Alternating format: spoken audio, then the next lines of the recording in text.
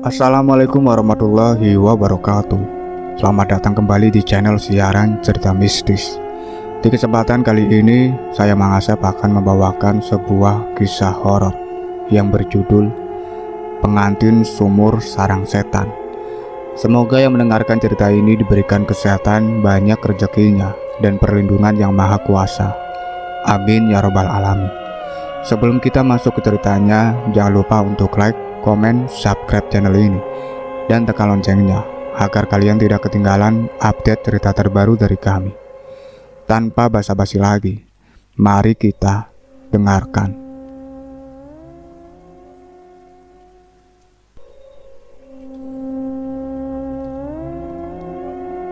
Sebenarnya tidak ada yang terlalu istimewa dari kampung Mojosari. Penduduknya mayoritas bertani. Para pemudanya kebanyakan pengangguran yang setiap hari hanya nongkrong di pos ronda. Kampung itu sama sekali tidak terkenal. Bayi yang lahir di sana seakan sudah ditentukan garis hidupnya. Ya, apalagi kalau bukan menjadi orang melarat. Namun ada hal yang tidak lazim di kampung Mojosari. Pernikahan di kampung itu hanya bisa dilakukan tengah malam. Tidak ada keramaian apalagi pesta meriah. Orang-orang di kampung Mojosari malah takut kalau ada yang menikah di kampung mereka. Seperti yang terjadi malam itu. Semua orang menutup pintu rumah mereka rapat-rapat karena tahu kalau akan ada orang yang menikah. Di sebuah rumah kayu yang lebih pantas disebut gubuk digelar sebuah pernikahan sederhana. Gubuk itu bukanlah rumah si mempelai wanita atau pria. Tapi memang pernikahan di kampung itu hanya boleh dilakukan di dalam gubuk tersebut. Hanya ada satu kamar di sana yang tidak boleh dibuka oleh siapapun, kecuali Ki Suratman, tetua di kampung itu. Setiap ada yang menikah maka di dalam gubuk itu akan terdengar suara jeritan wanita yang pasti membuat siapapun yang mendengarnya bergidik ngeri. Anjani, seorang mempelai wanita, sudah didandani dengan sangat cantik. Ia memakai gaun adat Jawa berwarna hitam dengan pernak-pernik berwarna emas yang menghiasi pakaiannya. Bima, sang mempelai pria, juga tidak kalah gagah. Ia juga memakai pakaian adat Jawa. Tubuhnya tinggi besar, kulitnya sawo matang. Dia bukan orang Mojosari. Dia seorang pebisnis kopi dari kota yang awalnya hanya mencari hasil panen kopi di Jawa Timur. Hingga akhirnya Bima sampai di Mojosari dan bertemu dengan Anjani. Di dalam gubuk itu hanya ada kedua pempelai, orang tua mereka, dan seorang penghulu yang tak lain adalah Ki Suratman. Sebelum akad dilangsungkan, Ki Suratman yang juga berpakaian adat Jawa berjalan ke arah kamar. Dia membawa semangkuk air garam di tangan kanannya. Bibirnya bergetar mengucapkan mantra yang hanya bisa didengar oleh dirinya sendiri. Ia letakkan mangkuk itu di depan pintu yang terlihat sudah sangat usang. Tangan kanannya merogoh sebuah kunci. Pintu itu dikunci menggunakan rantai. Ki Suratman membukanya. Dia masuk seorang diri ke dalam kamar itu. Di dalam sana tampak gelap sekali. Bau busuk keluar menusuk hidung Ki Suratman. Lampu 5 watt yang berkedap-kedip dinyalakan, dan tampaklah sesosok wanita berpakaian pengantin yang kedua kakinya dipasung menggunakan balok kayu berukuran besar. Kedua pergelangan kakinya lecet dan berdarah. Rambutnya kusam dan sangat panjang seperti sudah bertahun-tahun tidak dipotong. Tubuhnya kurus kering, giginya hitam, mulutnya juga bau busuk. Wajahnya kotor sekali. Maklum, wanita itu tidak pernah dimandikan. "Kanti, doakan warga kita mau menikah," kata Ki Suratman sambil menatap si Kanti. Kanti malah tersenyum dingin. Perlahan ia menongak ke wajah Ki Suratman. "Salah satu dari mereka pasti mati," katanya. "Jangan ngomong begitu. Anjani itu masih ada hubungan keluarga denganku," timpal Ki Suratman memberitahu Kanti kalau sang mempelai wanita masih ada hubungan keluarga dengannya. Setelah itu ia menaburkan air garam dari mangkuk pada luka di pergelangan kaki Kanti. Hal tersebut membuat wanita itu berteriak kesakitan. Itu merupakan salah satu ritual agar kedua mempelai selamat dari mara bahaya. Setelah itu Ki Suratman memadamkan kembali lampu kamar dan mengunci pintunya. Ia duduk di hadapan kedua mempelai, Bima dan kedua orang tuanya tampak tegang sekaligus ketakutan dengan apa yang mereka dengar saat ini. Kanti masih berteriak kesakitan sambil berteriak tidak jelas. "Itu siapa, Ki?" tanya Bima. "Dia Kanti." "Kenapa dia dikurung, Ki?" tanya ayahnya Bima. "Ceritanya panjang, lain kali akan aku ceritakan. Sekarang kita lanjutkan saja pernikahan ini," kata Ki Suratman. "Tapi kami berdua sudah aman kan, Ki?" tanya Anjani si mempelai wanita. "Tentu saja, aku sudah melakukan semua ritualnya," jawab Ki Suratman. "Kenapa kita harus menggelar pernikahan tengah malam seperti ini, Ki?" tanya ibunya Bima. "Di Mojosari memang harus kayak gini. Kalau nikahnya siang, salah satu dari mempelai bisa celaka." Ki Suratman menjawabnya sambil senyum ramah. Kedua orang tua Bima mulai tidak tenang. Dia takut kalau terjadi sesuatu pada anaknya. Kalau tahu begini, mungkin saja mereka tidak akan mengizinkan Bima menikah dengan orang Mojosari. Sesaat setelah Bima mengucapkan akad nikah, pintu kamar Kanti bergetar hebat. Dari dalam kamar itu terdengar suara Kanti tertawa terbahak-bahak. "Dia bakal jadi temanku," Kanti berteriak. Siapa yang akan menjadi temannya? Apakah itu sebuah ancaman bagi kedua mempelai? Semua orang yang ada di dalam gubuk itu ketakutan, kecuali Ki Suratman. Ia bangkit lalu mendekat ke arah kamar Kanti. Pintu itu berhenti bergetar. Sampai akhirnya suara Kanti tidak lagi terdengar. Ki Suratman kembali duduk di hadapan kedua mempelai. Ia berkata kepada mereka kalau semuanya masih aman terkendali. Tapi mereka tetap saja ketakutan dengan sangat cemas. "Tolong, ceritakan yang sebenarnya, Ki. Apa yang terjadi di kampung Mojosari ini?" tanya Bima. Bima menatap wajah Ki Suratman. Pertanyaan itu cukup mewakili rasa penasaran kedua orang tua Bima. Sebelum Ki Suratman bercerita, ia menoleh ke arah Anjani dan kedua orang tuanya yang sudah sepuh. Anjani malah tertunduk lesu. "Ceritakan saja, Ki," kata Bapak Anjani. Ibu Anjani juga mengangguk kepada Ki Suratman. Ki Suratman menarik napas dalam-dalam, lalu mengembuskannya perlahan. Ia mulai bercerita. "Dulu, di Mojosari ini, ada seorang dukun yang sangat disegani. Dia bisa menyembuhkan berbagai penyakit, membuat penglaris usaha, bahkan bisa mendatangkan jodoh seseorang," ujar Ki Suratman. Dia mengubah posisi sila terlebih dahulu sebelum melanjutkan cerita. Ki Suratman menarik napas. "Sayangnya, dukun itu malah melakukan ritual terlarang yang menyebabkan kampung ini dikutuk." "Ritual apa, Ki?" tanya Bima. "Muji setan," jawab Ki Suratman. "Itu ritual untuk apa, Ki?" Bima semakin penasaran. "Awet muda, dukun itu percaya dengan janji-janji setan dan ingin hidup abadi. Akibatnya, kampung kami terkutuk. Setiap ada orang kampung Mojosari yang menikah, beberapa hari kemudian salah satu mempelai pasti akan mati. Kami sudah coba untuk melangsungkan pernikahan di luar Mojosari, tapi tetap saja sama. Salah satu mempelai pasti mati, entah itu sakit atau kecelakaan," jelas Ki Suratman. "Batalkan saja pernikahan ini, Ki. Bima, ayo kita pulang," Mendengar cerita Ki Suratman, ayah Bima langsung menarik lengan anaknya. "Ceraikan istrimu malam ini juga," tambah ibu Bima. Anjani tertunduk sambil menangis sesegukan di pelukan kedua orang tuanya. Yang dia takutkan ternyata terjadi. Dari awal Anjani sengaja tidak memberitahu Bima soal rahasia kampung Mojosari. Ia takut Bima tidak akan mau menikahnya. "Enggak, Bu.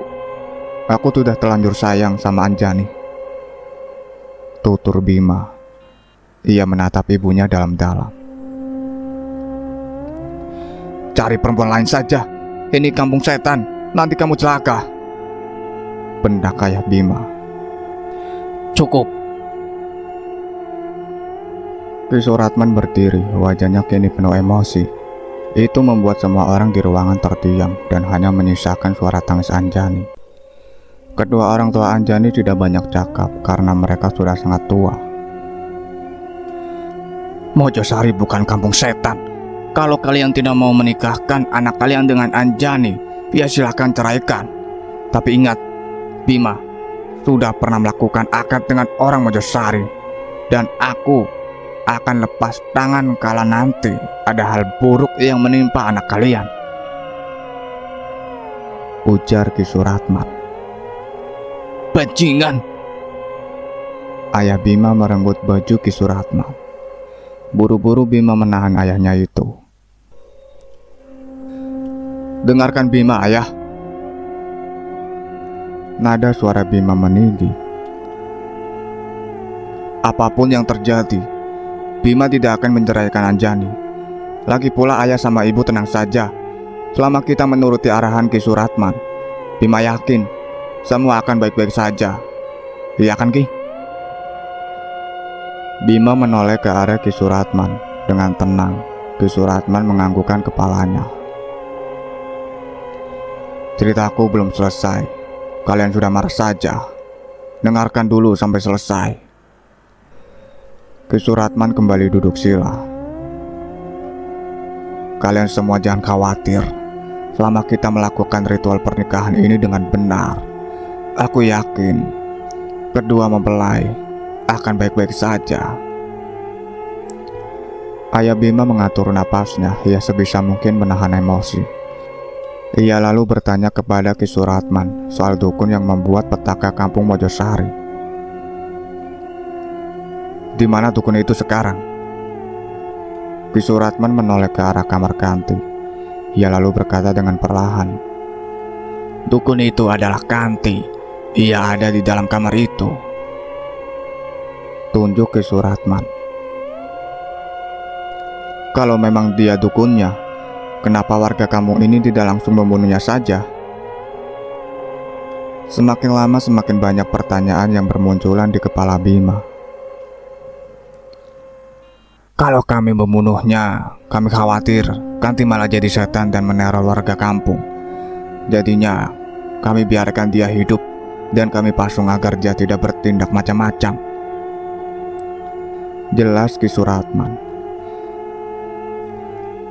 Tidak lama setelah Ki Suratman berbicara, terdengar suara deritan balok kayu seperti diseret, disusul dengan suara ketukan dari dalam pintu kamar Kanti. "Sebaiknya kita pergi dari gubuk ini," saran Ki Suratman. Kedua orang tua Bima keluar lebih dulu dari gubuk itu tanpa berkata apapun kepada anaknya. Bima, Anjani, dan kedua orang tuanya menyusul dari belakang, dan Ki Suratman yang paling terakhir keluar dari gubuk. Ia memadamkan lampu gubuk dan mengunci pintunya dengan rantai. Di dalam kamar Kanti gelap gulita. Perempuan itu menggerak-gerakkan kedua kakinya. Ia juga menggoyangkan tubuhnya perlahan, lalu tersenyum mengerikan. Air liurnya menetes ke sembarang arah. Kemudian Kanti berkata dengan suara serak dan pelan, "Anjani," desis Kanti.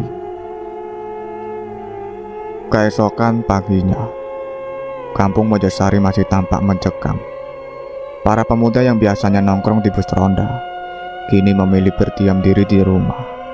Mungkin karena semalam ada orang yang menikah di gubuknya si Kanti. Mereka yakin kalau pernikahan di kampungnya itu membawa sial. Jadi biasanya mereka akan mengurung diri di rumah selama 3 hari. Lain halnya dengan Ki Suratman. Dia tidak percaya dengan mitos itu. Sepagi ini dia sudah berada di kandang kuda miliknya. Setiap pagi Ki Suratman memang rajin memandikan kuda kesayangannya. Di rumahnya, Ki Suratman tinggal berdua dengan pembantunya, yaitu Mbah Hafsah. Walau sudah tua, Mbah Hafsah masih tampak lincah dan cekatan kalau diperintah oleh Ki Suratman. Selain membersihkan rumah majikannya, Mbah Hafsah juga rutin mengantarkan makanan untuk Kanti. Tidak seperti warga kampung lainnya, Mbah Hafsah sama sekali tidak takut pada Kanti. Dia sudah terbiasa berinteraksi dengan perempuan malang itu. "Mbah Hafsah," panggil Ki Suratman. Tangannya masih sibuk menggosok tubuh kuda dengan gikat. "Iya, Ndoro," sahut Mbah Hafsah dengan tergopoh-gopoh. Dia muncul dari dapur. "Kanti udah dikasih makan?" tanya Ki Suratman tanpa menoleh ke arah Mbah Hafsah. "Belum, Ndoro," jawab Mbah Hafsah sambil tertunduk. "Ya udah, sana kasih makan," ujar Ki Suratman. "Baik, Ndoro." Mbah Hafsah segera beranjak ke dapur lagi. Sesaat kemudian, dia muncul kembali dengan membawa rantang nasi. Dia lalu pergi ke gubuknya Kanti. Mbah Hafsah sebenarnya kasihan melihat kondisi Kanti. Dia ingin sekali memandikan perempuan malang itu, tapi Ki Suratman melarangnya. Sesampainya di depan gubuk, Mbah Hafsah membuka rantai yang membelenggu pintu gubuknya. Ia pun masuk ke dalamnya. Dilanjutkan dengan membuka rantai pintu kamar Kanti. Pintu itu perlahan dibuka menimbulkan suara derit yang nyaring. Seketika saja rantang yang dibawa Mbah Hafsah jatuh. Nasi dan tempe tumpah acak-acakan. Tanpa pikir panjang lagi, dia langsung lari sekuat tenaga untuk memberitahukan Ki Suratman. Tidak sampai 10 menit, Mbah Hafsah sudah sampai di halaman kandang kuda Ki Suratman. Dia tidak langsung berbicara, nafasnya tersenggal. Mbah Hafsah memegang kedua lututnya. Dia kelelahan karena lari dengan seluruh tenaga yang ia punya. "Ndoro, Kanti. Kalimatnya terputus-putus. "Kamu itu kenapa, Mbok? Ada apa sama si Kanti?"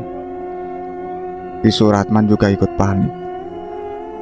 "Kanti hilang, Ndoro." Akhirnya kalimat itu keluar dari mulut Mbah Hafsah. "Hah? Hilang? Yang benar kamu, Mbok?" "Sumpah, Ndoro, saya nggak lihat Kanti di kamarnya. Bahkan balok pasungnya juga hilang." "Bangsat!" umpat Ki Suratman. Dia masuk ke dalam rumahnya untuk mengambil sebuah keris. Pastilah itu keris sakti. Dulu keris itu pernah ia gunakan saat menangkap Kanti. Ki Suratman pergi ke gubuk Kanti. Dan benar saja apa yang dikatakan Mbah Hafsah. Si Kanti menghilang. Bahkan balok pasungnya juga hilang. Ini aneh. Tidak butuh waktu lama, kabar tentang hilangnya Kanti langsung menyebar ke seluruh warga kampung Mojosari. Kabar itu membuat mereka panik dan ketakutan. Jadi selama Kanti dikabarkan hilang, kampung itu seketika tambah sepi. Hanya orang-orang pilihan Ki Suratman saja yang berkeliaran setiap malam untuk mencari keberadaan Kanti. Tidak terkecuali dengan Bima dan Anjani. Sudah beberapa hari ini mereka berdiam diri di rumah. Bima sudah punya rencana akan membawa Anjani ke kota. Dia yakin kehidupan mereka di sana akan lebih nyaman ketimbang di Mojosari. Malam itu Anjani sedang mematut diri di depan cermin sambil menyisir rambutnya yang panjang. Bima masuk ke dalam kamar dan langsung menyentuh kedua pundak istrinya itu. Dari pantulan cermin, Bima memperhatikan paras istrinya yang cantik. Anjani pun tersenyum. Bima memeluk istrinya lalu membaringkannya di atas kasur. Namun baru saja Bima hendak merangkul istrinya, tiba-tiba Anjani berteriak. Ia melihat bayangan Kanti terpantul di cermin. Kenapa sayang? Tanya Bima kaget. Tadi ada Kanti di cermin. Napas Anjani terengah-engah. Raut wajahnya sangat ketakutan. Mana? Gak ada kok, kata Bima. Bayangan itu menghilang, padahal jelas-jelas Anjani baru saja melihat Kanti berpakaian pengantin sedang berdiri di cermin. Anjani juga melihat kalau kedua kaki Kanti masih dipasung. Sesaat setelah Anjani melihat bayangan Kanti, tiba-tiba meringis kesakitan. Tangannya mencoba menggapai-gapai punggungnya yang terasa ada sesuatu. Ada apa sayang? Punggung aku sakit, jawab Anjani sambil meringis. Bima memeriksa punggung istrinya. Ia menemukan benjolan kecil sebesar biji kelereng di punggung istrinya sebelah kanan. Ada benjolan? Besok kita periksa ke dokter ya. Bima menutup kembali baju istrinya. Semalaman suntuk, Anjani tidak bisa tidur. Benjolan di punggungnya seakan bergerak-gerak, bikin ngilu dan perih. Beberapa kali ia membangunkan suaminya karena rasa sakit itu semakin parah. Keesokan paginya wajah Anjani pucat. Tubuhnya juga sangat lemas. Tanpa pikir panjang lagi, Bima meminta izin kepada orang tua Anjani untuk membawanya ke kota. Benjolan di punggung Anjani harus diperiksa oleh dokter spesialis. Jam 9 pagi, Bima dan Anjani sudah berkemas. Mereka berangkat menggunakan mobil SUV. Sambil menyetir sesekali, Bima memperhatikan istrinya yang semakin pucat itu. Dia khawatir kalau nanti benjolan itu tidak bisa disembuhkan secara medis. Sesaat sebelum mobil mereka keluar dari kampung Mojosari, tiba-tiba Bima melihat Kanti berdiri di antara pohon bambu di pinggir jalan. Bima menelan ludah. Dia mencoba untuk tenang dan tetap fokus menyetir mobil. Sampai akhirnya Bima bisa membawa Anjani ke dokter dan pulang ke rumahnya. Bima punya rumah di kota Metropolita. Rumah itu ia beli 2 tahun lalu dari seorang pengusaha tambang batu bara. Setelah resmi menjadi miliknya, Bima mengubah rumah itu menjadi nuansa Jawa. Maksudnya, biar dia merasa ada di kampung halaman. Bagian depan rumah itu dibuat seperti rumah jonglo, dengan hiasan lampu khas Jawa di depannya. Di beranda rumah itu ada kursi dan meja yang terbuat dari kayu jati. Sebenarnya, rumah ini jarang sekali Bima tempati. Maklum, dia itu adalah seorang pembisnis kopi. Jadi ia lebih sering tinggal di luar kota ketimbang di rumah mewahnya itu. Selama Bima berada di luar kota, rumah itu hanya dijaga oleh seorang satpam. Itu pun hanya menjaga keamanan saja. Urusan bersih-bersih itu bukan tanggung jawabnya. Oleh karena itu, saat pertama kali Anjani menginjakkan kaki di rumah Bima, ia terkejut karena tidak menyangka kalau suaminya punya rumah sebesar ini di kota. Dia juga bingung bagaimana cara membersihkan rumah sebesar itu. Debu menempel di mana-mana, juga banyak sarang laba-laba. "Mas, rumah ini sudah berapa tahun gak kamu tempati?" tanya Anjani. "Dari pertama beli sekitar 2 tahun lalu. Habisnya aku selalu sibuk di luar kota." "Sayang sekali mas, padahal rumahnya bagus banget." Anjani masih memperhatikan ruang tamu di rumah itu. "Aku sengaja beli rumah ini buat persiapan saja, biar kalau udah berkeluarga, aku gak bingung nyari rumah. Dan mulai dari sekarang, kita akan tinggal di rumah ini." Bima merangkul pundak istrinya sambil tersenyum. "Aku bingung cara bersihin rumah sebesar ini mas," ucap Anjani. "Jangan khawatir, kamu istirahat saja. Nanti biar aku suruh orang buat bersihin rumah kita ya." Bima dan Anjani menempati kamar yang dekat dengan ruang tamu. Kamar itu juga bernuansa etnik Jawa. Di bagian depannya ada ukiran kata-kata menggunakan bahasa Sanskerta yang Bima sendiri tidak tahu artinya. 1 minggu sudah Anjani tinggal bersama Bima di rumah itu, tapi benjolan di punggungnya tidak kunjung sembuh. Sekalipun Anjani sudah operasi, benjolan itu tetap tumbuh lagi. Sekarang benjolannya malah bertambah menjadi 3. Bengkaknya terus membesar seperti akan pecah. Bima sudah membujuk Anjani untuk dirawat di rumah sakit. Tapi dia tidak mau. Anjani tidak mau menjadi orang pesakitan. Dia ingin tetap mendampingi suaminya di rumah. Akhirnya setiap hari, dokterlah yang berkunjung ke rumah Bima untuk memeriksa secara rutin kondisi Anjani. Sayangnya, semakin lama kondisi Anjani semakin memburuk. Benjolan itu memang sudah agak kempes, tapi warna kulit punggungnya seperti memar dan busuk. Sekarang Anjani hanya bisa berbaring di tempat tidurnya. Di saat seperti itu, Anjani meminta sesuatu pada Bima. Itu adalah permintaan pertamanya dari semenjak menikah dengan Bima. Walau Bima ini terbilang kaya raya, tapi Anjani tidak pernah meminta apapun kepada suaminya. Baginya hidup bersama Bima sudah lebih dari cukup. "Mas, aku boleh minta sesuatu?" tanya Anjani dengan nada bicara yang pelan. Ia menoleh berjalan ke arah suaminya yang sedang duduk di tepi tempat tidur. "Boleh sayang, kamu mau minta apa?"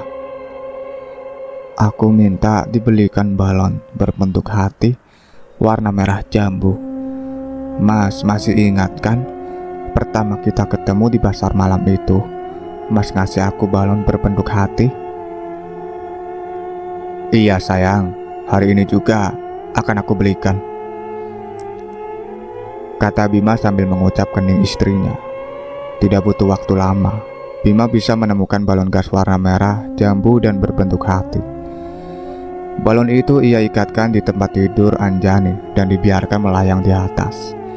Malam itu mereka tidur bersama. Bima memeluk tubuh istrinya yang semakin kurus.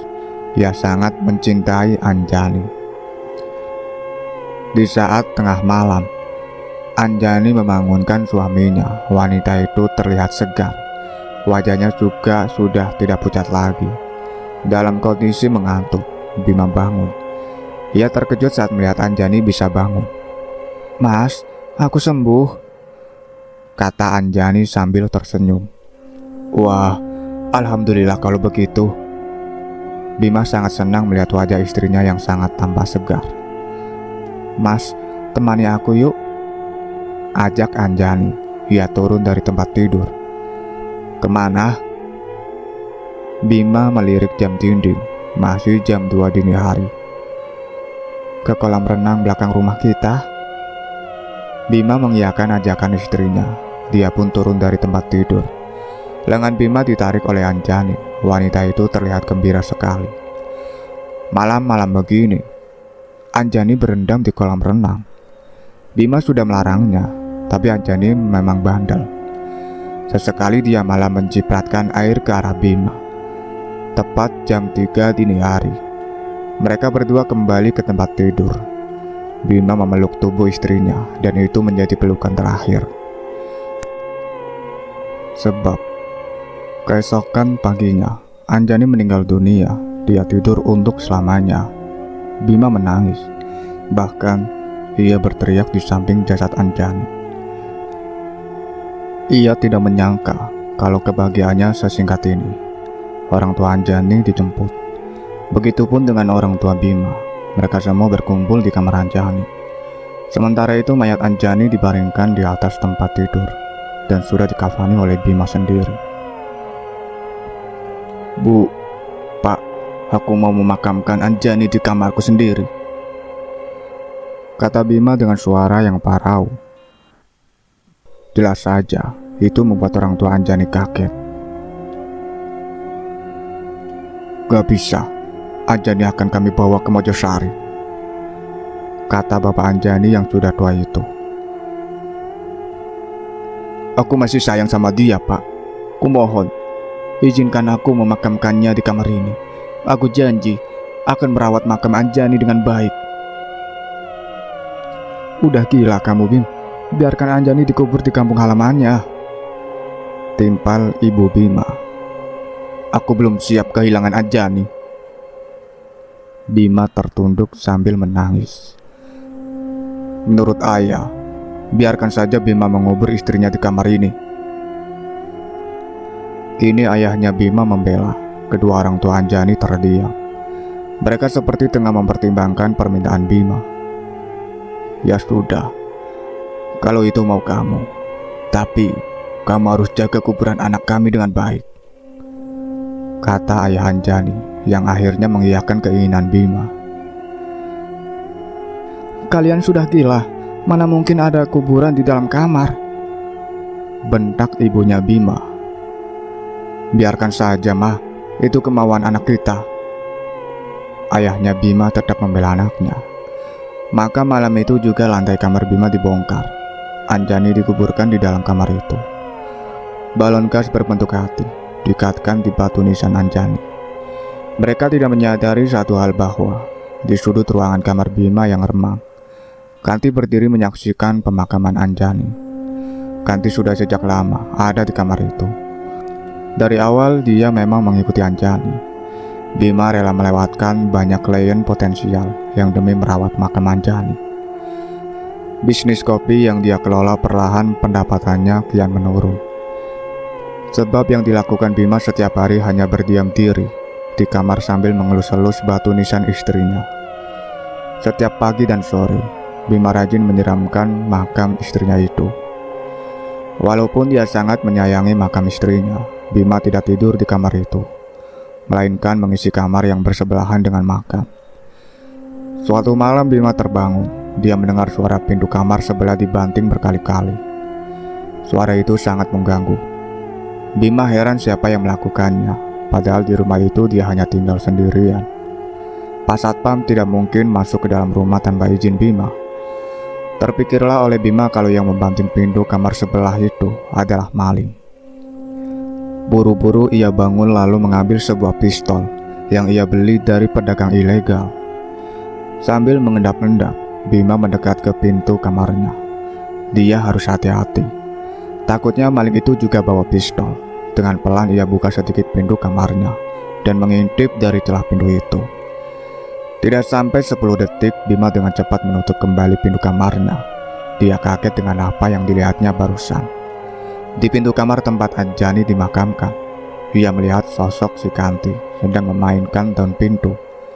Wajahnya datar dan menakutkan. Rambutnya mencuntai panjang, mungkin sampai 10 meter merambat di atas lantai. Bima masih mendengar suara pintu dibanting. Jantung Bima berdetak hebat. Dia tidak tahu apa yang harus dilakukannya sekarang. Beberapa saat kemudian, suara itu hilang. Bima kembali mengintip dari celah pintu. Dan kali ini dia terjungkal saking kagetnya karena si Kanti berdiri tepat di depan pintu kamarnya sendiri. Pintu kamar Bima perlahan terbuka sedikit. Mungkin hanya 1 jengkal tangan orang dewasa.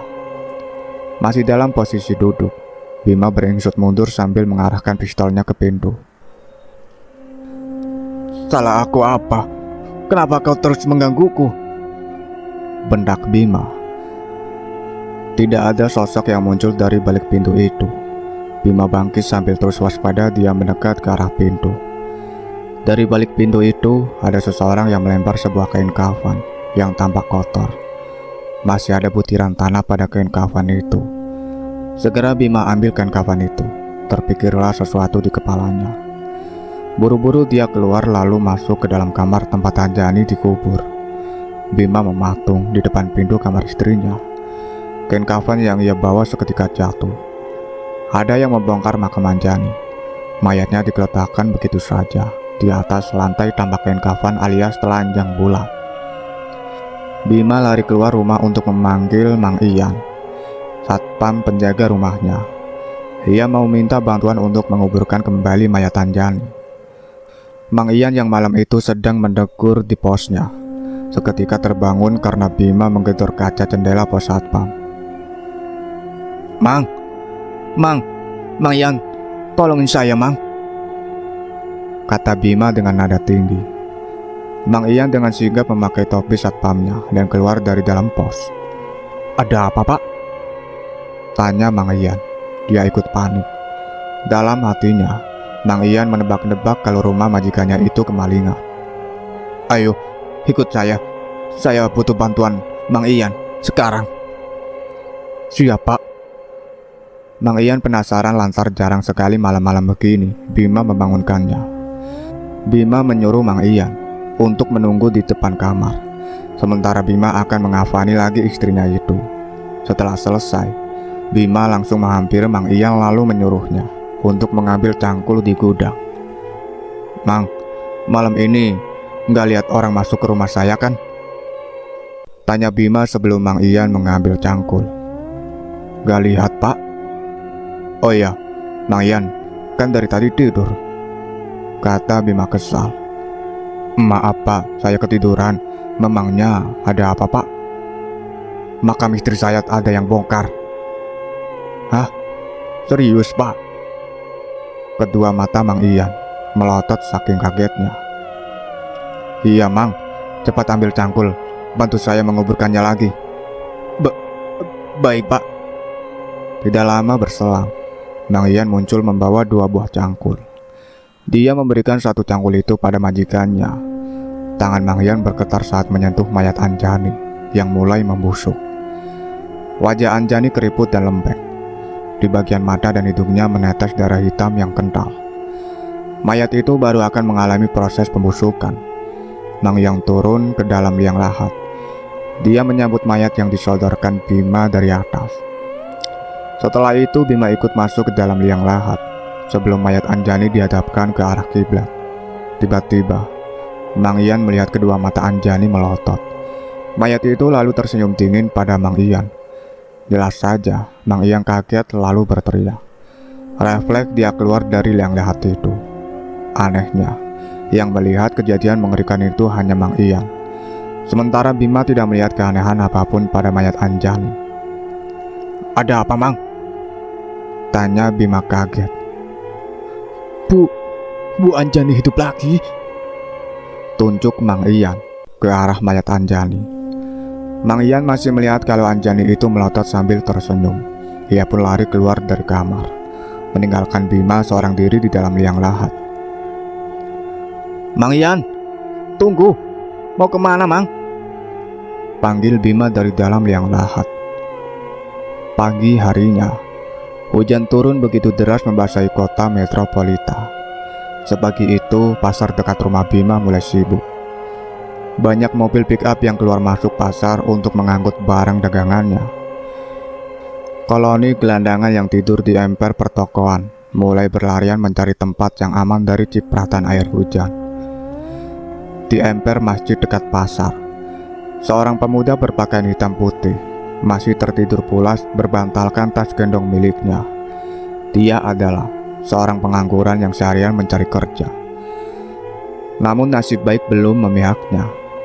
Berbeda dengan orang-orang itu, apa yang dilakukan Bima di dalam kamarnya sangat tidak lazim. Ia sedang susah payah mengubur kembali istrinya. Kedua tangannya gemetar membetulkan ikatan kain kafan. Kain itu lembab dan seringkali mudah copot. Keringat membasahi wajah Bima. Sesekali menetes ke wajah istrinya yang mulai membusuk. Setelah berhasil menghadapkan jenazah ke arah kiblat, dia menutupnya dengan papan lalu menguburkannya kembali. Setelah selesai, Bima terkapar di samping kuburan istrinya. Dia sangat kelelahan hingga akhirnya tertidur pulas. Jam 10 pagi, Bima terkerakap bangun. Kamar itu sangat kotor, tanah berserak di mana-mana. Cangkul bekas semalam tergeletak di samping Bima. Dia mengucek kedua matanya lalu beranjak ke kamar mandi. Langkah Bima terhenti saat melihat tapak kaki berlumur tanah di atas lantai. Tapak itu mengarah ke kamar mandi. Perlahan Bima mengikutinya. Setibanya di kamar mandi, tapak kaki misterius itu merambat ke dinding dan berhenti di dekat lampu. Di sana ada sebuah tulisan menggunakan noda tanah. Itu adalah tulisan Anjani. Bima sangat kenal dengan gaya tulisan istrinya. "Pergilah ke Mojosari, Mas." Begitulah pesan yang tertulis di sana. Sesaat setelah Bima membacanya, tulisan itu lenyap begitu saja. Ada apa di Mojosari? Kenapa Anjani menyuruhnya untuk pergi ke sana? Karena penasaran, hari ini juga Bima akan berangkat ke Mojosari. Lagi pula memang ada yang belum terpecahkan dari semua kejadian ini. Apalagi tentang Kanti yang selalu menerornya. Tapi Bima tidak akan membiarkan rumah ini kosong. Dia akan membayar seorang asisten rumah tangga untuk menjaga rumahnya selama Bima pergi. Selesai mandi, Bima langsung menelpon sebuah yayasan penyalur asisten rumah tangga. Di kota ini, Yayasan Rajin Bersahaja punya reputasi yang baik dalam hal penyalur asisten rumah tangga. Mereka merekrut para perempuan, lalu menyalurkannya ke seluruh kota. Dan pagi ini yayasan itu menerima telepon dari Bima. Setelah sepakat soal gaji, pengelola yayasan itu pun memanggil Julfa. Dia adalah salah satu pegawai baru di yayasan ini. Julfa berasal dari kampung, umurnya 23 tahun. Dia baru 3 hari tinggal di yayasan, dan hari ini adalah gilirannya untuk disalurkan sebagai asisten rumah tangga. Julfa, hari ini kamu dapat pekerjaan. Lokasinya nggak jauh dari yayasan, kata Bu Rani. Dia adalah pengelola yayasan ini. Iya Bu. Wajah Julfa berbinar. Dia senang karena akhirnya mendapatkan pekerjaan. Kerjanya nggak ribet. Orangnya mau pergi selama beberapa hari. Kamu cukup jaga rumah itu saja. Baik Ibu. Julfa mengangguk.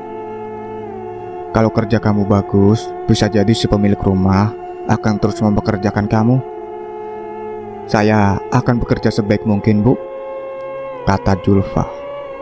Hari itu juga Julfa diantar oleh mobil yayasan menuju rumah Bima. Ia turun di depan gerbang. Tidak ada satu orang pun yang menyambut kedatangan Julfa.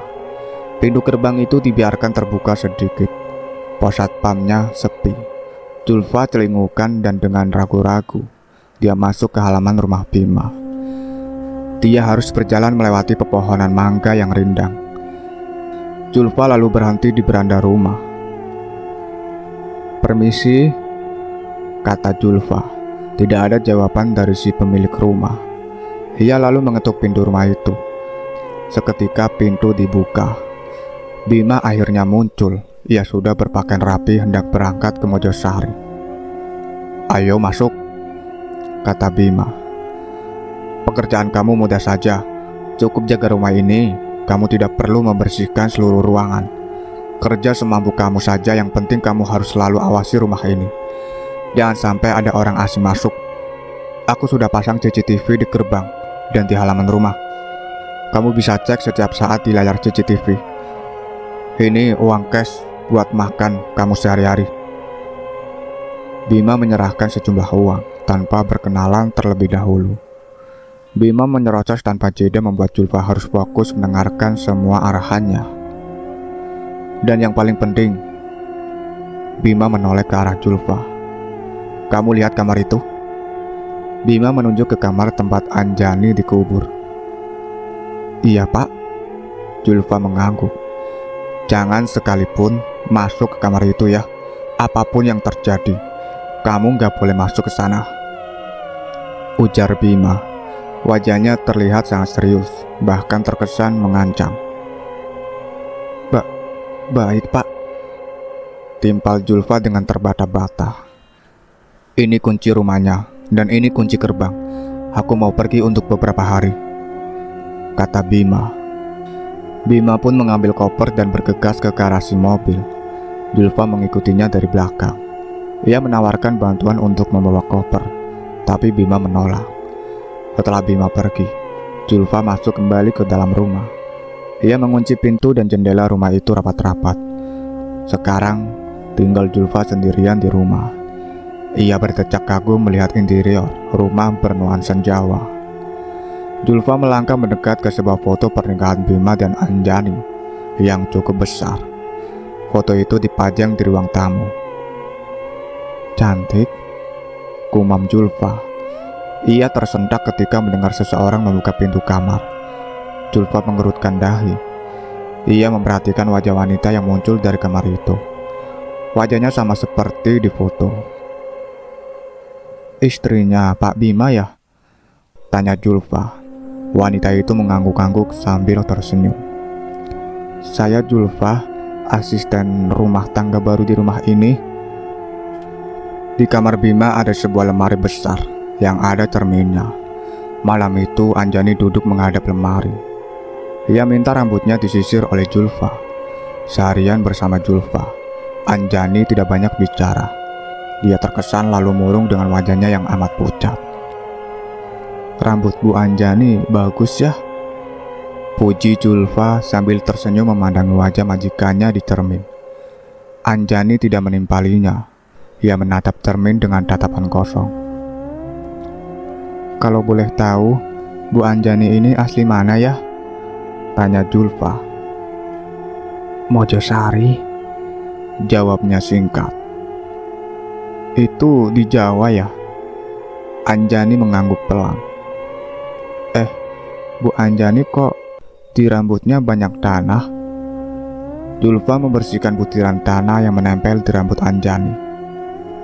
"Aku bersihkan dulu ya, Bu," lanjut Julfa. Ia meniup butiran tanah yang menempel di sela-sela rambut Anjani. Tidak lama berselang, terdengar suara seseorang mengetuk pintu.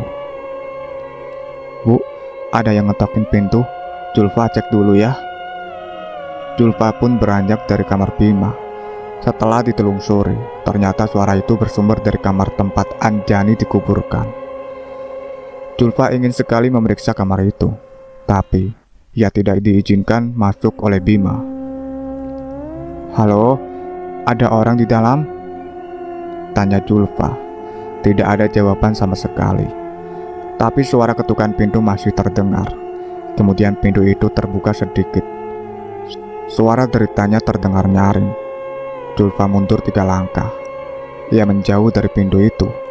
Apapun yang terjadi, ia tidak akan masuk ke dalam kamar itu. "Kamu siapa?" tanya Julfa tanpa melihat seorang pun yang muncul dari kamar itu. Julfa yakin masih ada seseorang yang menghuni rumah ini. "Kanti," jawab seorang perempuan dari balik pintu kamar. Suara itu terdengar parau, seperti orang yang sedang sakit. Menjelang maghrib, Bima sudah sampai di Mojosari. Ia memperlambat laju mobilnya. Ia heran karena kampung Mojosari sangat sepi. Kampung itu seperti ditinggalkan warganya. Kabut tebal menghalangi laju mobil Bima. Ia berusaha untuk menemukan seseorang di kampung itu, tapi yang dia lihat hanya kawanan anjing melintas di depan mobilnya. Setibanya di depan rumah Anjani, Bima keluar dari mobil. Ia harus menggunakan senter untuk menerangi jalannya karena kabut begitu pekat. Bima heran, ada apa dengan kampung Mojosari ini? "Bu," kata Bima sambil mengetuk pintu. Tapi tidak ada jawaban dari si pemilik rumah. "Pak." Bima mengetuk kembali pintu itu. Ia lalu menggenggam ganggang pintu rumah itu, dan ternyata pintunya tidak terkunci. Perlahan Bima masuk sambil terus memanggil orang tua Anjani. Di lantai rumah itu ada genangan air dan daun sirih yang berserakan.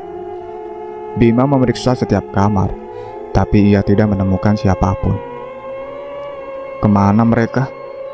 gumam Bima. Dia pergi ke halaman belakang rumah sambil berteriak memanggil orang tua Anjani. Di belakang rumah itu samar-samar cahaya senternya menyoroti seseorang yang sedang duduk sila membelakangi Bima. Itu seperti seorang lelaki yang sedang bertapa. "Pak." Dengan hati-hati, Bima mendekati lelaki itu. Semakin dekat wujud lelaki itu semakin jelas. Ia mengenakan baju dan celana panjang warna hitam. Ia juga mengenakan belangkon bermotif batik warna kuning. "Kemana perginya warga kampung ya?" tanya Bima. Tapi lelaki yang duduk sila di hadapannya itu tidak menjawab, bahkan bergerak pun tidak. Bima menyentuh pundak lelaki itu. Seketika tubuhnya lunglai dan terjatuh di atas semak-semak. Ternyata itu adalah bapak mertua Bima alias ayah Anjani. Lelaki itu sudah tidak bernyawa. Keadaannya sangat mengenaskan. Kedua bola matanya hilang. Ada lubang berukuran setelunjuk jari di bagian lehernya. Melihat kejadian itu, Bima kaget sampai terjungkal. Napasnya terengah-engah. Ia bergegas pergi dari sana. Dengan panik ia lari menuju rumah Ki Suratman. Bima agak kesulitan mencari jalan. Kabut itu membatasi jarak pandangnya.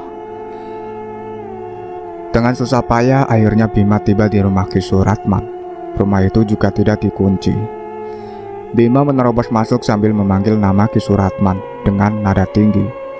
Di lantai rumah Ki Suratman juga ada genangan air dan daun-daun sirih yang berserakan. Dengan tergesa-gesa, ia membuka pintu kamar Ki Suratman. Di dalam kamar itu ada Ki Suratman yang sedang khidmat melakukan sebuah ritual. Ia duduk sila sambil mengacungkan keris pusakanya ke langit. Kedua matanya terpejam, bibirnya bergetar mengucapkan mantra. "Ki," sapa Bima sambil pelan-pelan mendekati Ki Suratman. Bima menyentuh pundak lelaki itu. Seketika saja Ki Suratman tersentak dengan kaget. "Kanti iblis!" Kalimat itu otomatis keluar dari mulut Ki Suratman. Ia panik sambil mengamuk.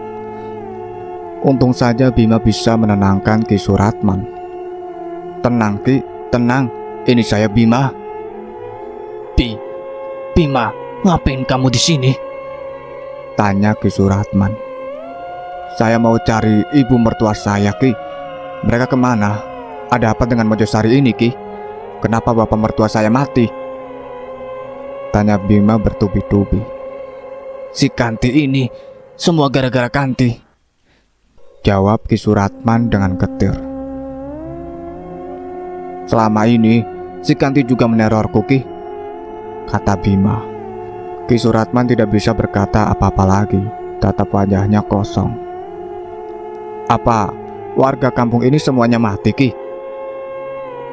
Bima masih berusaha mencari tahu tentang Mojosari. "Sebagian mati, tapi masih ada yang selamat. Mereka semua sudah mengungsi." Sebelum Bima bertanya kembali, tiba-tiba terdengar suara rombongan orang. Mereka menyanyikan lagu berbahasa Jawa.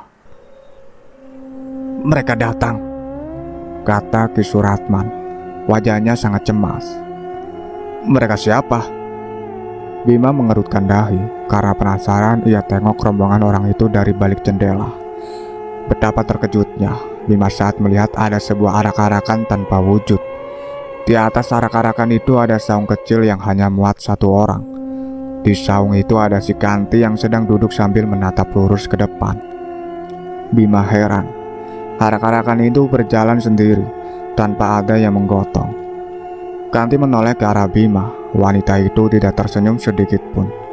Tatapannya datar dan begitu dingin. Itu membuat Bima menjauh dari jendela. Bisik Ki Suratman. Bima dibawa oleh Ki Suratman menuju kampung tetangga. Warga Mojosari yang masih hidup mengungsi di sana. Kata Ki Suratman, ibu mertua Bima juga ikut mengungsi di kampung tersebut. "Aku turut berduka atas kematian istrimu," kata Ki Suratman membuka obrolan sambil berjalan. "Ini masih ada hubungannya dengan Mojosari, Ki. Anjani mati dengan cara yang tidak wajar," timpal Bima. "Ternyata saat kau menikahi Anjani di gubuk itu, si Kanti sudah bukan manusia lagi. Dia sudah menjadi sekutu setan dan istrimu adalah tumbal kelima. Dengan begitu, Kanti sudah menyempurnakan ilmu hitamnya." Jelas Ki Suratman. "Jadi sudah ada pengantin yang meninggal sebelum aku menikahi Anjani?" tanya Bima. Ia menghentikan langkahnya. "Iya, sebelum Kanti dipasung, sudah ada 4 pengantin wanita yang mati. Sebelum kau menikahi Anjani, aku sempat menikahkan pasangan janda dan duda di gubuk si Kanti. Sampai sekarang, mereka masih hidup. Dugaanku, Kanti ini hanya menumbalkan pengantin yang masih perawan saja," kata Ki Suratman. Mereka berdua berjalan kembali melewati jalan setapak. "Kalau memang Kanti sudah menyempurnakan ilmu hitamnya, kenapa dia masih menggangguku, Ki?" "Kalau itu, aku tidak tahu," jawab Ki Suratman singkat. Bima tidak menimpali lagi.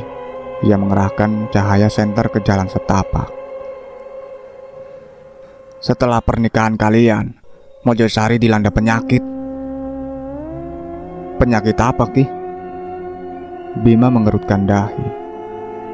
"Ada benjolan di punggung mereka. semakin lama semakin besar. Setelah itu kempis dan mereka mati satu persatu dengan mengenaskan. Penyakit itu sama persis dengan yang dialami istriku, Ki. Ki Suratman mengangguk.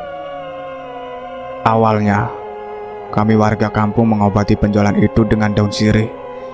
Tapi, tetap tidak berhasil. Dokter pun tidak sanggup menyembuhkan penyakit itu. Lanjut Ki Suratman. Ki Suratman menghentikan langkahnya dari kejauhan. Ia melihat ada seseorang yang mendekat.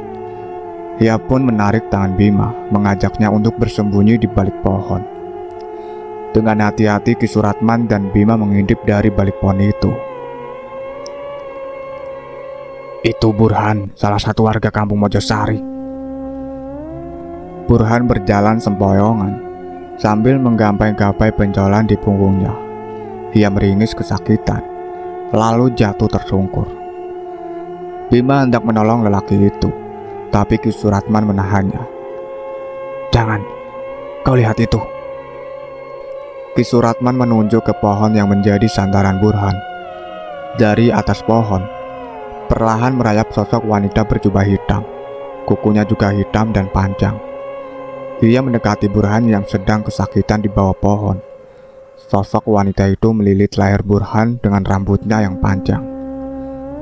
Ia kemudian menarik tubuh lelaki itu ke atas pohon. Wanita itu mencongkel kedua mata Burhan dengan kukunya yang hitam dan panjang. Burhan berteriak kesakitan. Sesaat kemudian, suara Burhan tidak terdengar lagi. Lehernya ditusuk menggunakan kuku oleh wanita itu. Setelah Burhan mati, tubuhnya dijatuhkan begitu saja dari atas pohon. Ayo, kita pergi dari sini, ajak Ki Suratman. Bima tiba di kampung tetangga. Ternyata para pengungsi dari Mojosari tidak tinggal di rumah warga, melainkan dibuatkan tenda dari terpal. Warga kampung di sana awalnya takut kedatangan pengungsi dari Mojosari. Mereka takut penyakit itu menular.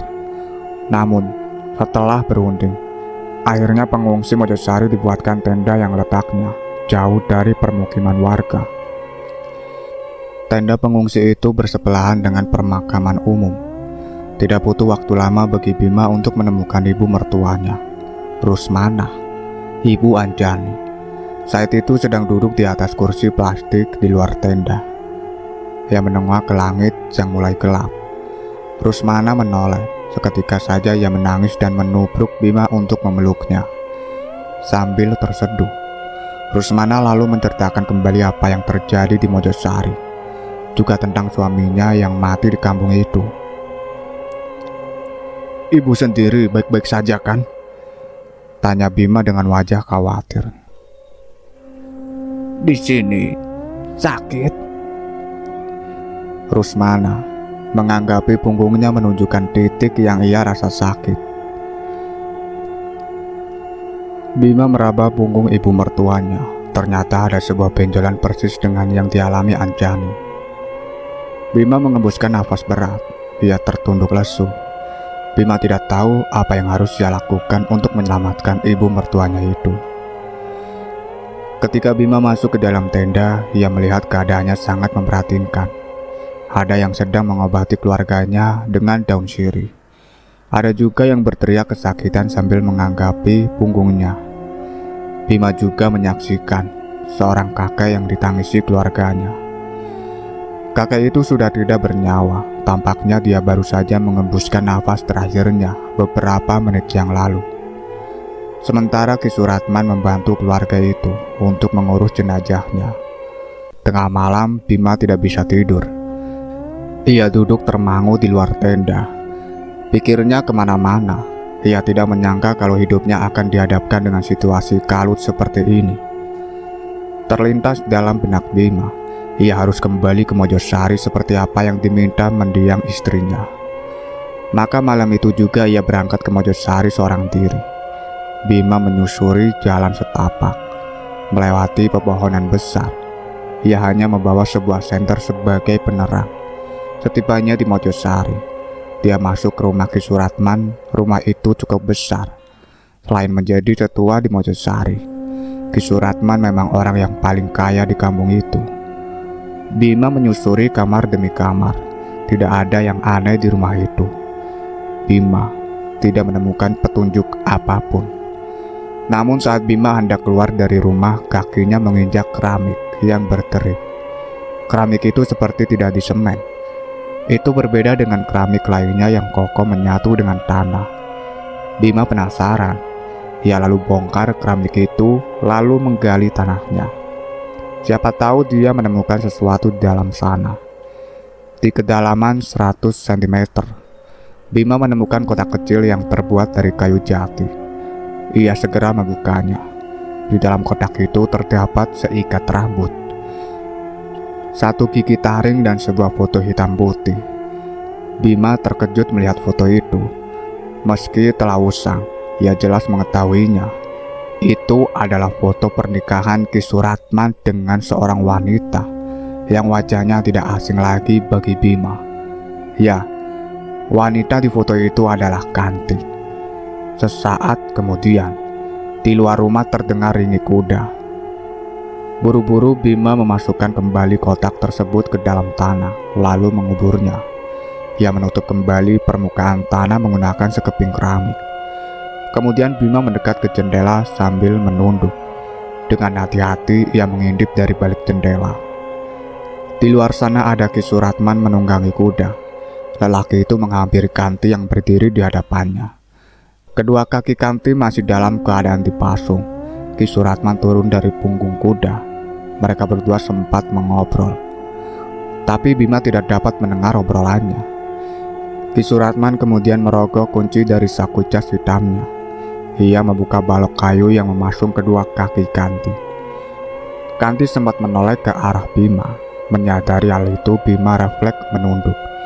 Dan ketika Bima mencoba mengintip lagi, Ki Suratman dan Kanti sudah menghilang entah kemana. Setelah itu Bima merasakan sesuatu yang bergerak-gerak di punggungnya. Ia panik. Bima langsung membuka bajunya lalu masuk ke dalam kamar Ki Suratman. Di dalam kamar itu ada sebuah lemari tua yang di bagian pintunya terdapat cermin besar. Bima berdiri membelakangi cermin untuk memastikan ada apa di punggungnya. Bima melihat benjolan misterius tumbuh di punggungnya.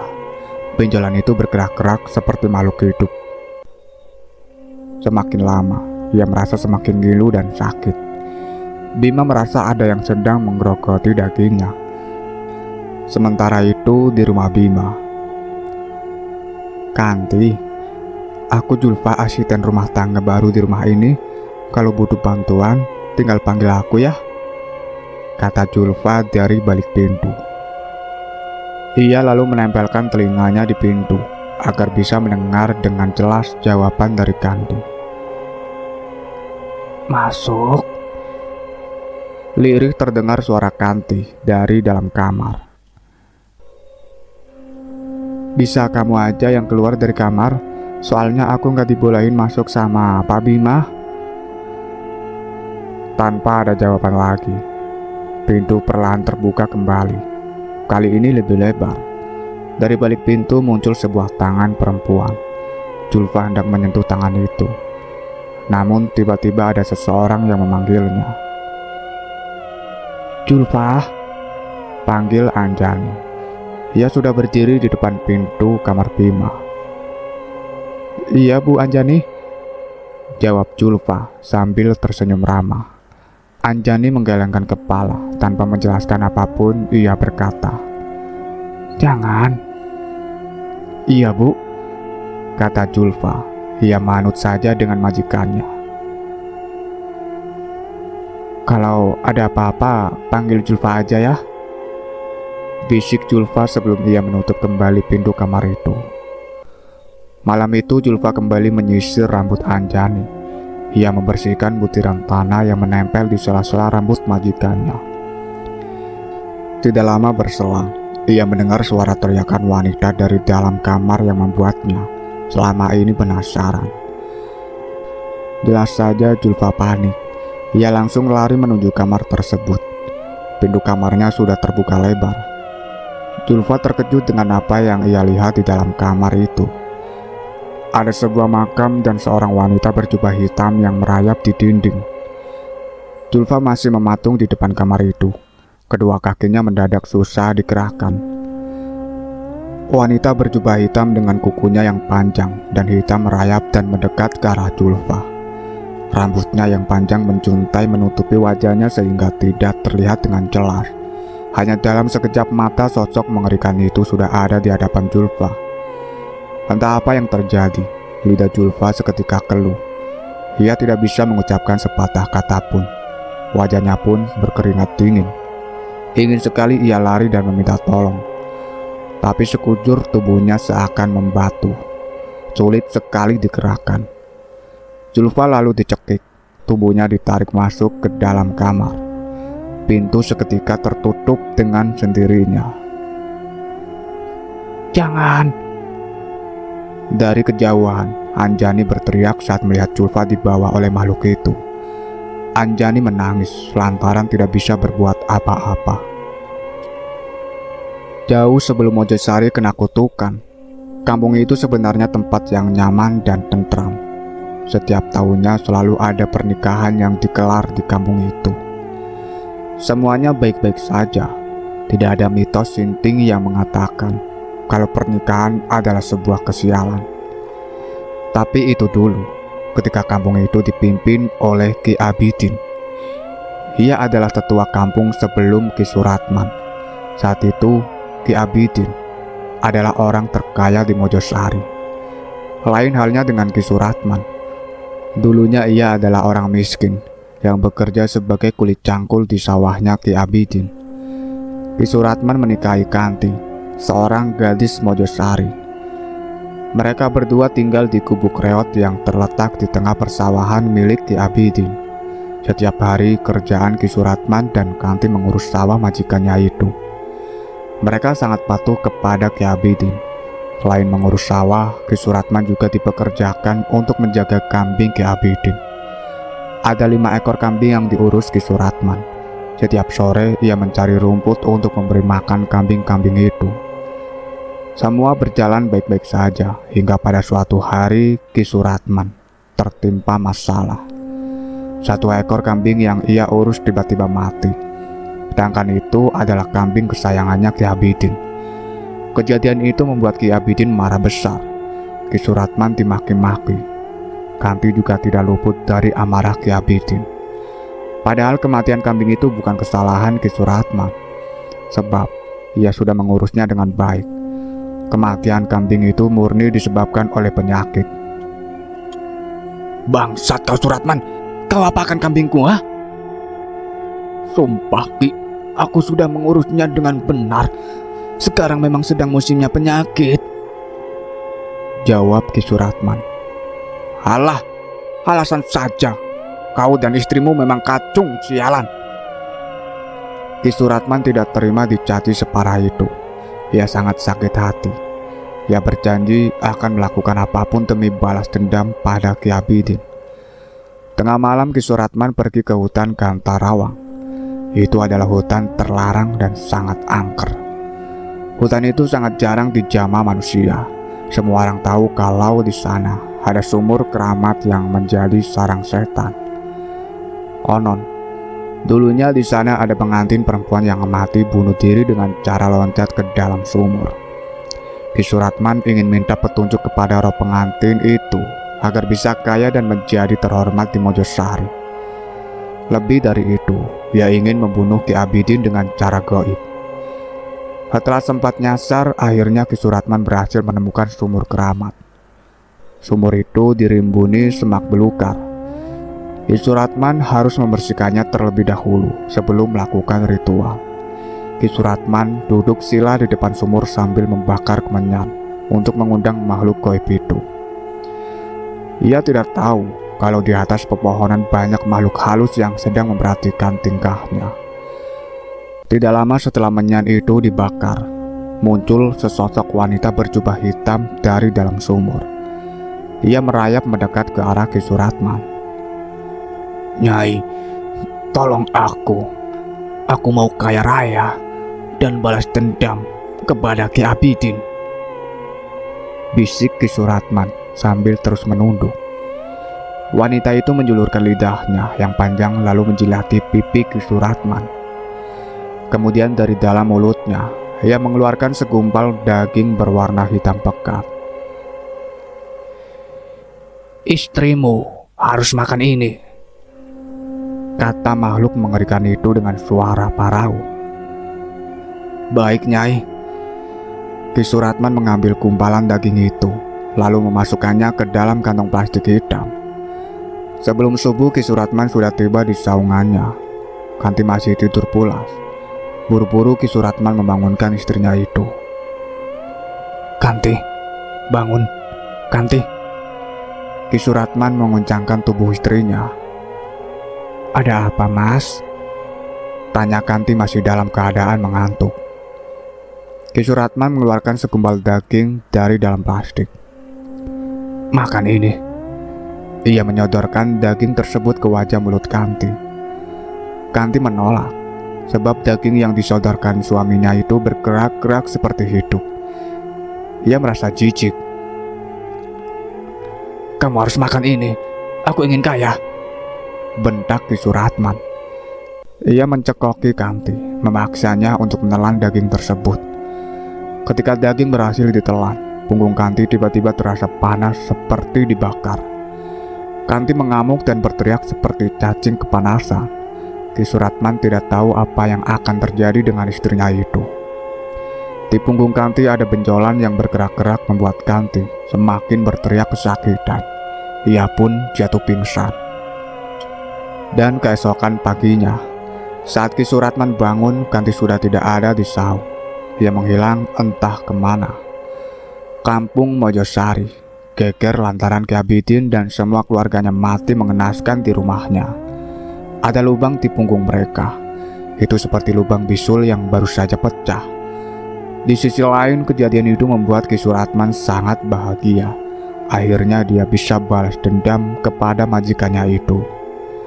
Ia merasa sangat puas. Sementara itu si Kanti sudah dirasuki oleh makhluk jahat di dalam tubuhnya. Ia sering menghilang dan datang kembali secara tiba-tiba. Bahkan Kanti sulit diajak bicara. Ia lebih banyak diam dan kadang mengerang sendiri kalau tengah malam. Kekayaan Ki Suratman memang bertambah dari waktu ke waktu. Dia juga menjadi tetua di Mojosari menggantikan Ki Abidin. Namun, yang tidak ia sadari adalah soal imbalan di balik keberhasilannya itu. Ki Suratman tidak tahu kalau kematian pengantin perempuan itu di kampungnya disebabkan oleh setan yang ia puja di sumur keramat. Ada seorang pengantin Jawa yang pernah bunuh diri di sumur keramat itu. Roh pengantin itu cemburu dengan setiap mempelai perempuan yang baru menikah. Oleh karena itu, ia selalu mengincar pengantin perempuan dan membunuhnya. Setelah tahu Ki Suratman tidak dapat membiarkan begitu kematian setiap mempelai perempuan di Mojosari, ia pun sudah mendatangi sumur keramat itu dan meminta agar tumbalnya diganti dengan kambing atau kerbau. Tapi, tetap saja setiap ada yang menikah di kampungnya, si mempelai wanita selalu mati. Bahkan kematian itu dengan cara yang sama, yaitu bermula munculnya benjolan di punggung mereka. Ki Suratman sempat mendapatkan petunjuk melalui mimpi. Ada seorang kakek tua yang memberitahukan Ki Suratman kalau si pengantin mau selamat, Kanti harus dipasung dalam gubuk yang terpisah dari permukiman warga. Pernikahan juga harus digelar tengah malam dan di dalam gubuk Kanti. Ki Suratman menuruti petunjuk dalam mimpinya. Ia lalu menikahkan pasangan janda dan duda.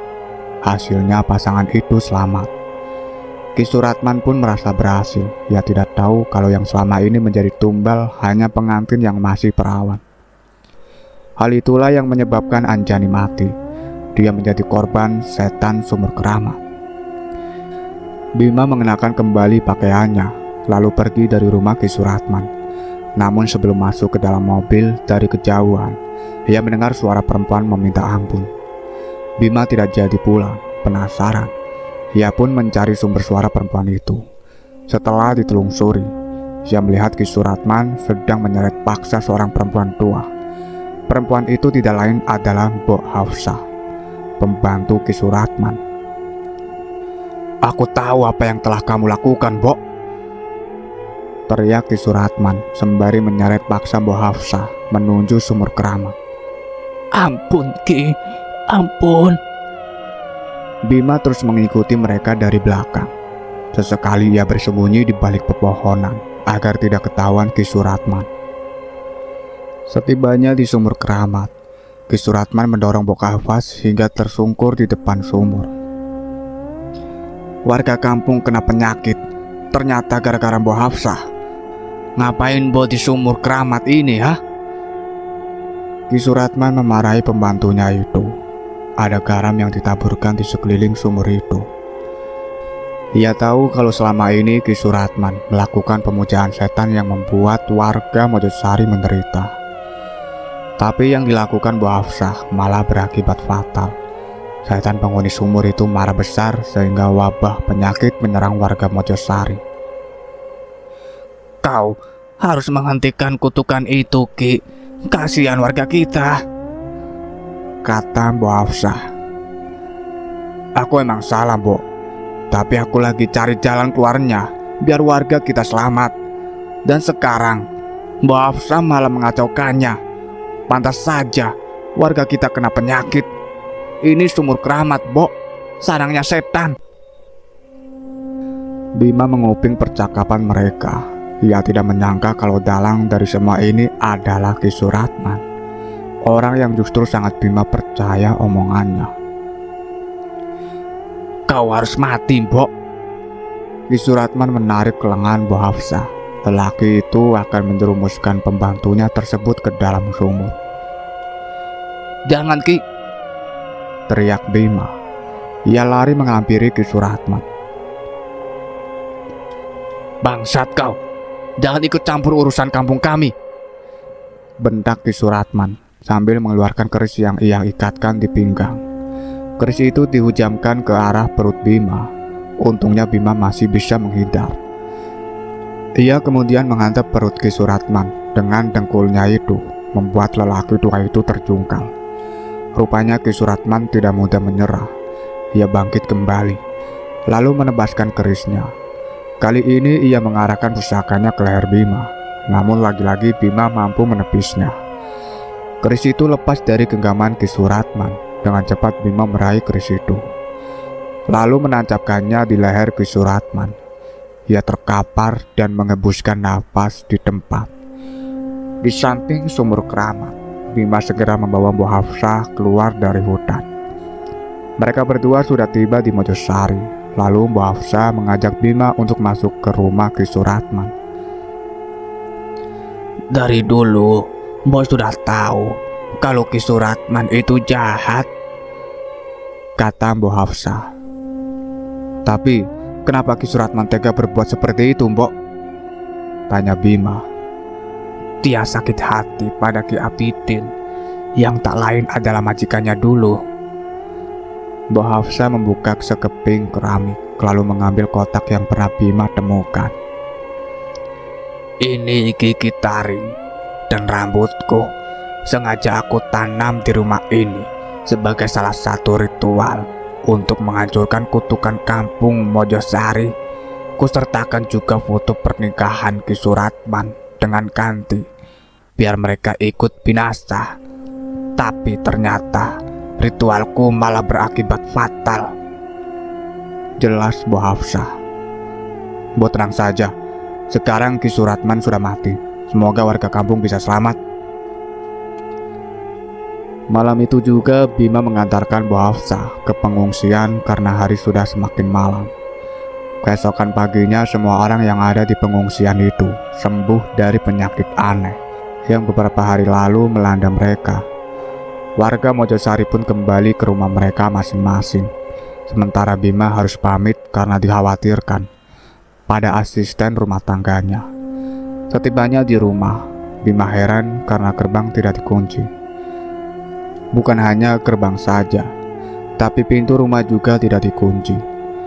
Segera Bima masuk ke dalam kamar tempat Anjani dikubur. Bima terkejut melihat Julfa terkapar tidak sadarkan diri di samping makam Anjani. Bima panik dan langsung membopong Julfa. wanita itu masih hidup. Bima membawanya ke rumah sakit. Bima menduga kalau rumahnya itu dirampok.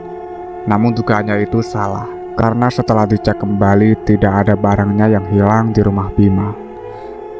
2 hari berlalu, Julfa belum juga siuman.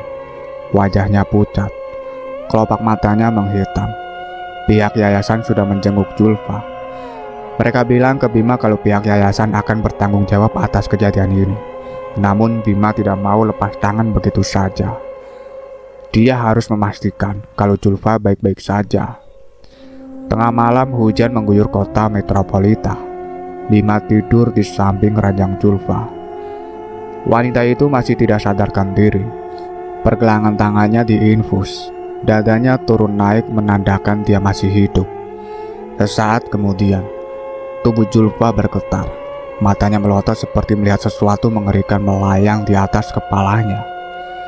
Bima terbangun dan langsung memanggil dokter. 2 perawat dan 1 dokter masuk ke dalam ruangan itu. Mereka sibuk memeriksa kondisi Julfa. Di saat seperti itu muncul rangkaian kejadian yang dilihat Julfa. Ia melihat seorang perempuan mengenakan baju pengantin, berjalan sempoyongan menuju hutan Kantarawang. Perempuan itu juga sedang hamil besar. Dia menangis sambil memegangi perutnya yang terasa sakit. Setibanya di sumur keramat, ia duduk bersandar pada dinding sumur sambil tak henti menangis. Air matanya menyatu dengan make up yang pudar, membuat garis hitam di pipi. Dia mengerang kesakitan. Cabang bayi dalam perutnya seperti memaksa ingin keluar. Di tengah hutan itu ia melahirkan bayi perempuan. Bayi yang masih ada tali ari-arinya itu ia letakkan begitu saja di pinggir sumur. Seolah-olah dia tidak pernah mengharapkan bayinya terlahir ke dunia. Tanpa memperdulikan bayinya yang menangis, wanita itu naik ke atas tembok sumur lalu loncat ke dalam sumur itu. Dia tenggelam dan mati mengambang di dalam sumur itu. Bu Afsah yang masih terlihat muda menghampiri bayi itu dan membawanya pergi dari sumur keramat. "Tenang, kamu selamat nak. Aku akan merawatmu." Semenjak saat itu, bayi yang ia adopsi diberi nama Julfa. Wanita yang bunuh diri itu bernama Sumarni. Acara pernikahannya diamuk warga lantaran dia melakukan perzinahan sebelum menikah. Saat itu suaminya diarak dan dipermalukan keliling kampung. Sementara Sumarni berhasil kabur ke hutan Kantarawang. Tubuh Julfa kembali tenang. Perlahan matanya juga terpejam. Seorang perawat mengganti cairan infusnya. Sedangkan dokter sibuk memberitahu Bima kalau Julfa baik-baik saja. Keesokan paginya, Julfa siuman. Tubuhnya masih lemah. Perlahan Bima menyuapinya bubur. "Kita belum sempat kenalan. Aku Bima. Sebenarnya apa yang terjadi selama aku pergi?" tanya Bima penasaran. "Di dalam kamar itu, Pak, ada perempuan yang sangat mengerikan. Aku seperti dibekap dan setelah itu aku tidak sadarkan diri," jawab Julfa dengan suaranya yang pelan. Bima mengembuskan nafas berat. Dia yakin wanita itu pasti si Kanti. "Bu Anjani kemana, Pak?" tanya Julfa. Ia menoleh ke sekeliling mencari Anjani. Bima mengerutkan dahi. Dia heran. Dari mana Julfa tahu tentang Anjani? "Kamu tahu Anjani dari siapa?" tanya Bima. "Selama Pak Bima pergi, aku ditemani Bu Anjani di rumah." Seketika saja Bima meletakkan mangkuk bubur yang ia pegang. "Anjani itu istriku. Dia sudah meninggal. Aku menguburnya di dalam kamar. Kalau kamu lihat kuburan di dalam kamar, itu adalah kuburan Anjani. Makanya aku melarangmu untuk masuk ke kamar itu," timpal Bima. "Gak mungkin, Pak. Jelas-jelas Bu Anjani bersama aku semalaman. Aku nyisirin rambutnya." "Ya sudah, yang penting kamu selamat," kata Bima. Ia kembali menyodorkan bubur untuk Julfa. 3 hari kemudian, Julfa sudah pulih. Ia tampak segar seperti sedia kala. Bima meminta Julfa untuk tetap bekerja di rumahnya, tapi Julfa memilih untuk memundurkan diri. Kejadian yang dia alami sangat janggal. Dia tidak sanggup lagi bekerja di rumah itu. "Kamu yakin gak mau kerja di sini lagi?" tanya Bima sambil fokus menyetir. Pagi itu Julfa minta diantarkan ke stasiun kereta api. "Iya pak, saya mau cari kerjaan lain saja," jawab Julfa sambil memandangi jalanan yang ramai oleh lalu lalang kendaraan. "Kalau boleh tahu, asal kamu dari mana?"